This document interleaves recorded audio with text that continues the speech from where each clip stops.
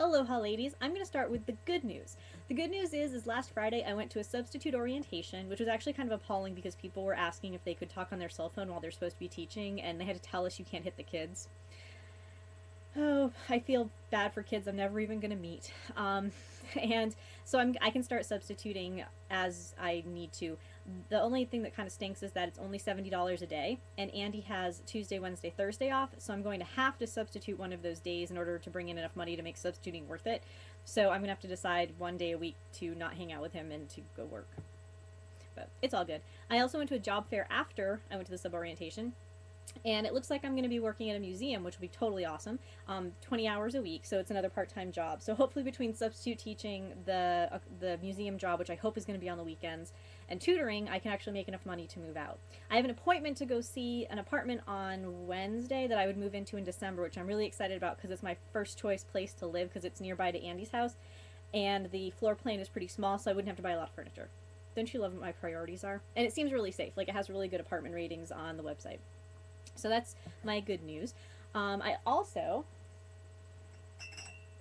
went to Dublin, Texas, with Andy last week, and we bought a bunch of Dr. Pepper that's made with real sugar, so it doesn't have that weird aftertaste like corn syrup one does, and it doesn't hurt my stomach as much as the real Dr. Pepper does. So I'm really excited. I wish they made all soda with real sugar. Corn syrup is gross, and I don't really like how they produce it either.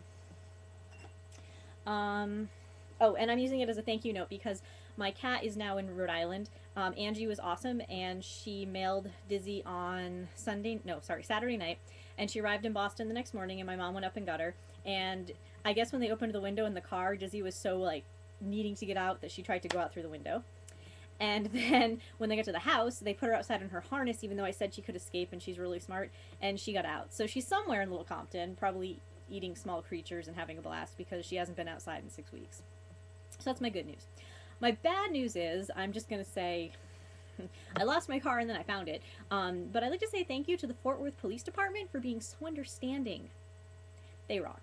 The patrol woman who came and talked to me was really cool. So thank you for being understanding, and I feel like a moron. I'm really sorry, but I'm really excited to have my car back. And I think that's it. Sorry, my life's pretty boring now that I don't really work that much and all I do is read books and chill. It's been raining here also for a week. Like, the weather here's been horrible since I got here. I kind of feel like the karma police are, like, getting it all in like a 6-week period so that I can have a good time for the rest of the year, I hope.